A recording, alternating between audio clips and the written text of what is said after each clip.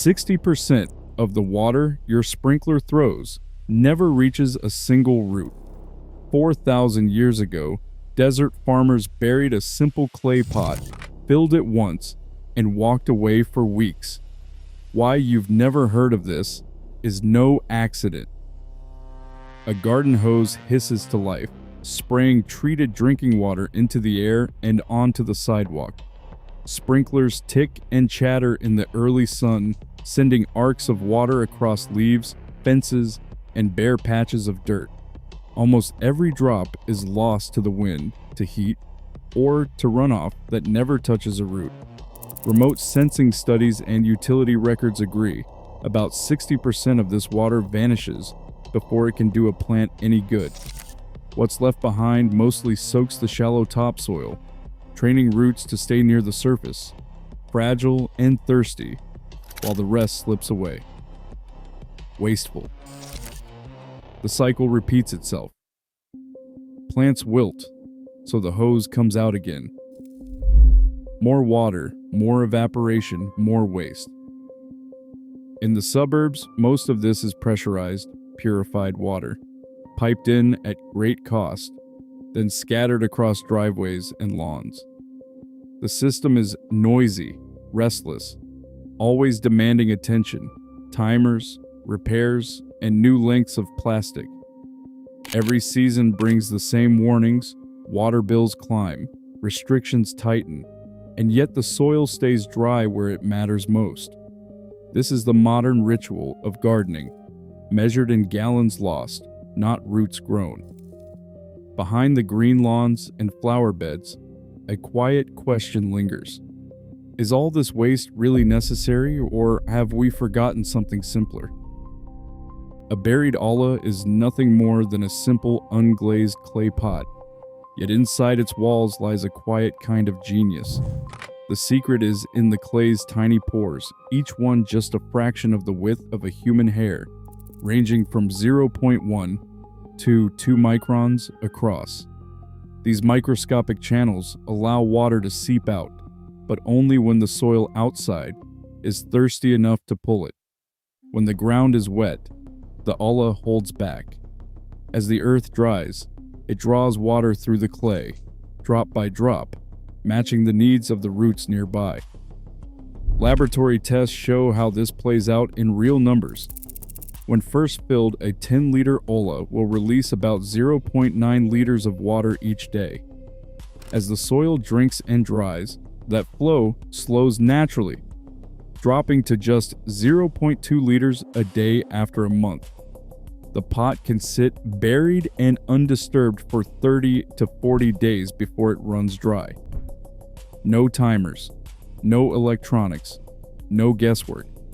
Just the steady, patient work of natural physics, soil moisture tension doing what no sprinkler or drip line can, responding directly to the needs of the plant, not the calendar or the gardener's schedule. Dr. Elena Ramirez, an archaeologist who has studied olla sites from Sonora to the Mediterranean, puts it simply. This is capillarity, written in clay. The earth asks, the pot answers. It is a system that cannot overwater or waste a drop.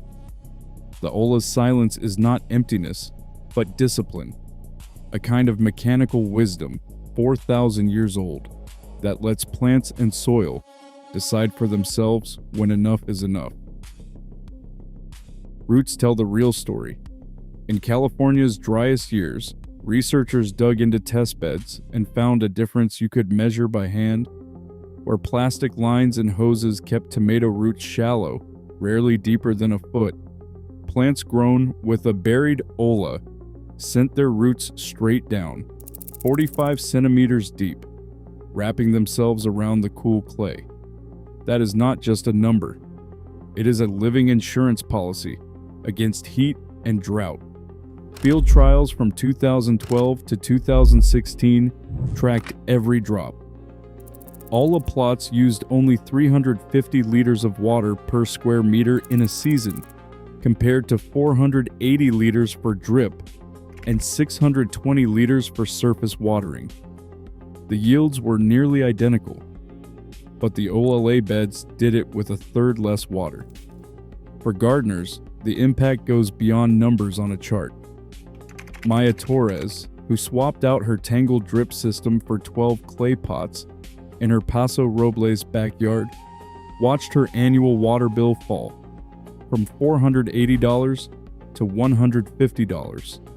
No more constant repairs, no bags of plastic waste, no anxious checks on timers in the heat.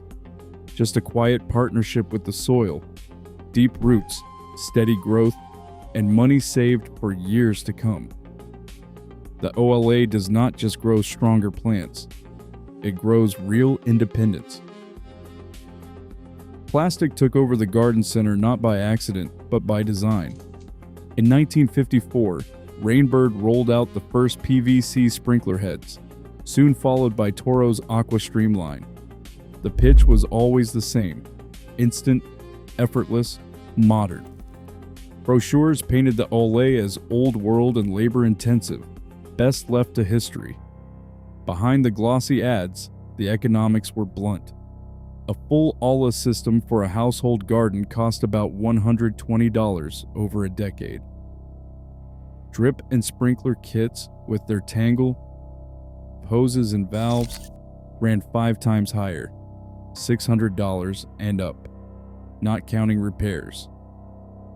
For manufacturers, the math favored plastic, repeat sales, replacement parts, and a steady stream of upgrades. The patent files tell their own story. U.S. Patent 3,421,874 tried to modernize the Ola with a metal venturi, but the application was quietly dropped. Patent 4,013,219 added a plastic valve, was snapped up by Rainbird, then shelved as incompatible with our high-volume strategy. No mass production followed. Instead, industry lobbyists pushed for subsidies on PVC installs, and by the late 1970s, garden centers stocked only plastic, no clay, no instructions for the old way. A manager in Portland summed it up, saying that if it cannot be stacked, scanned, and sold with a barcode, it does not get shelf space.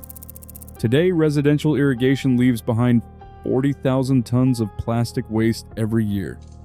The OLA, unpatentable and nearly indestructible, simply had no place in this business model. While plastic cracks and timers fail, buried clay endures, quietly feeding roots, not industry. In a world choking on waste, true resilience is often silent and unbranded. Thanks for watching.